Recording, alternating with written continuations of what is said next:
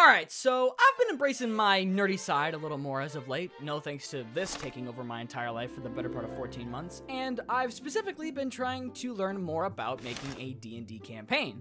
I don't know when I'm going to be able to do it, but I've had a campaign idea for quite a while now, and I've been looking at other games and campaigns and try to figure out how they work to learn as much as I can. And one of the premier questions I keep asking, and one of the questions I keep hearing from other people in the same position as me, is how do you start the adventure? How do you guide the players down the road you're intending them to go down? And how do you make sure they're playing the way you're expecting them to?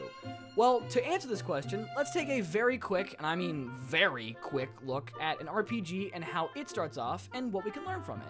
And let's use a pretty widely known RPG as our example.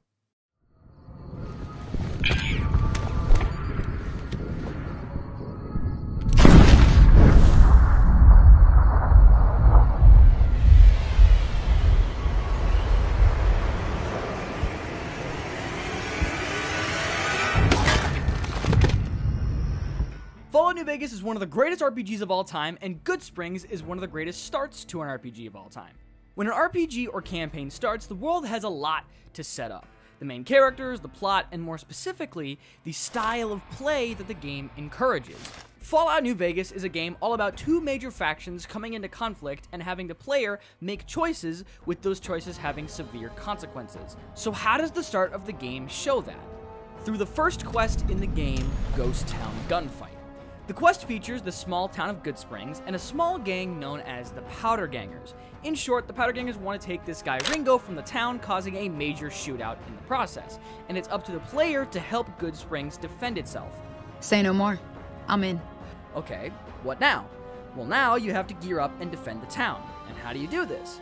By interacting with the NPCs and completing skill checks. Basically, there are up to 4 skill checks in the quest that gets Goodsprings prepared to take on the Powder Gangers, all of which are tied to your character's skills that you built during character creation.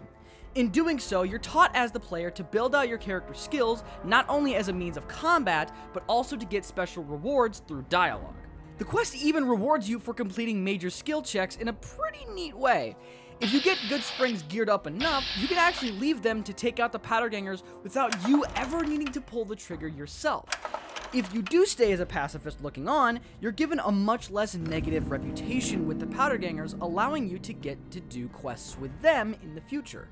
But also note, the game doesn't punish you for not being able to meet the skill checks. You can still complete the quest, you just won't get as many rewards. So, Ghost Town Gunfight teaches the player perfectly how to interact with the game. On top of that, Goodsprings and the Powder Gangers really aren't important groups in the long run of the game, allowing the player to learn the game in a low-pressure situation where your choices in the quest don't really matter as much. And once the player is adequately taught, Goodsprings and the Powder Gangers exit stage right satisfied, allowing the NCR and Caesar's Legion to take center stage, leading to their major conflict. And in that choice, the player's decision does matter.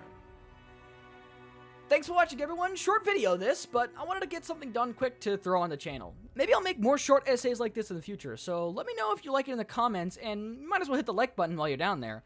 And be sure to subscribe for more videos like this and longer form video essays in the future. Until next time.